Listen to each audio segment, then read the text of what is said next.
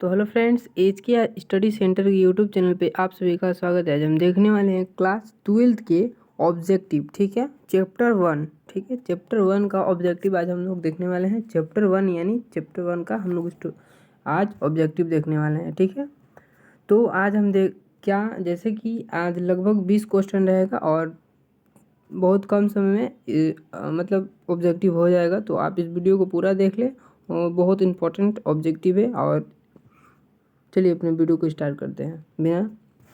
तो सबसे पहला यह है कि मौलिक कण कितने होते हैं। आप लोग बहुत समय से 11th में भी पढ़े होंगे कि मौलिक कण कितने होते हैं। तो 3 होते हैं, इलेक्ट्रॉन, प्रोटॉन, न्यूट्रॉन। ठीक है, और ये बताइए कि इलेक्ट्रॉन पर कौन सा चार्ज होता है, कमेंट कीजिएगा। ठीक है, मौलिक कण, संकेत, आवेश और द्रव्यमान, ये भी बहुत इंपॉर्टेंट है। और इलेक्ट्रॉन का जैसे आवेश पूछ सकता है, चाहे द्रव्यमान पूछ सकता है, तो ये भी बहुत इंपॉर्टेंट हो जाता है। ठीक है, एक तरह से ये भी बहुत इंपॉर्टेंट हो जाता है।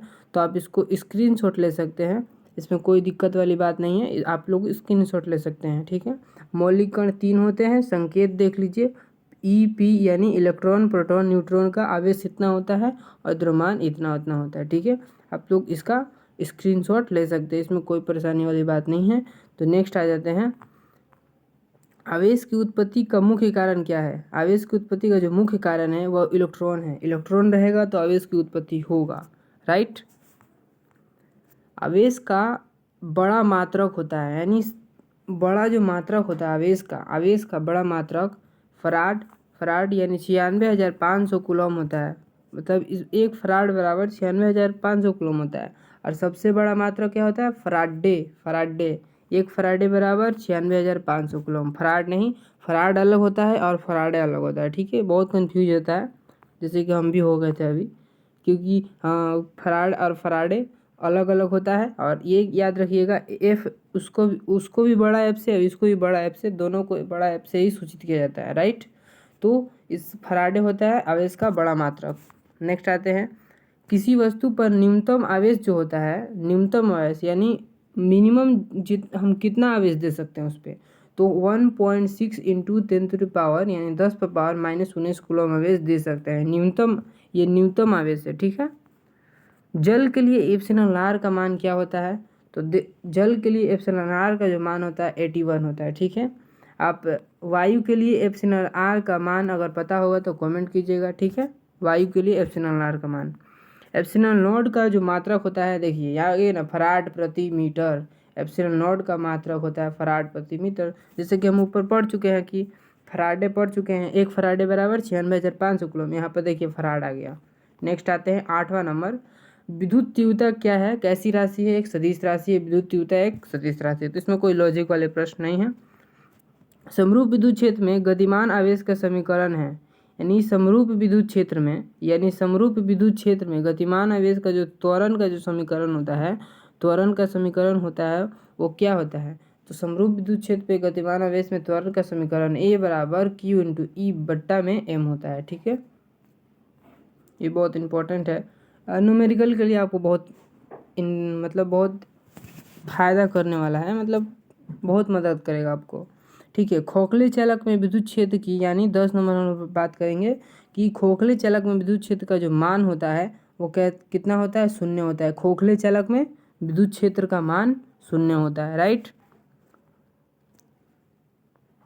विद्युत द्विध्रुव का व्यवहारिक मात्रक डिबाई। ठीक है, डिबाई विद्युत द्विध्रुव का व्यवहारिक मात्रक जो 11 नंबर है, विद्युत द्विध्रुव का व्यवहारिक मात्रक क्या होता है, डिबाई होता है, राइट। 12 नंबर है कि विद्युत द्विध्रुव के कारण निरक्षीय स्थिति में विद्युत तीव्रता का मान क्या होता है, यानी E बराबर 1/4 एप्सिलॉन नॉट इंटू P बटा में RQ, राइट। जब विद्युत क्षेत्र सतह के लंबवत हो तो क्या होगा, थीटा का मान क्या होगा, 0 डिग्री। जब विद्युत क्षेत्र अगर सतह के लंबवत होगा तो थीटा का मान 0 डिग्री हो जाएगा। विद्युत क्षेत्र जब सतह के लंबवत होगा तो थीटा का मान क्या हो जाएगा, थीटा का मान 0 हो जाएगा।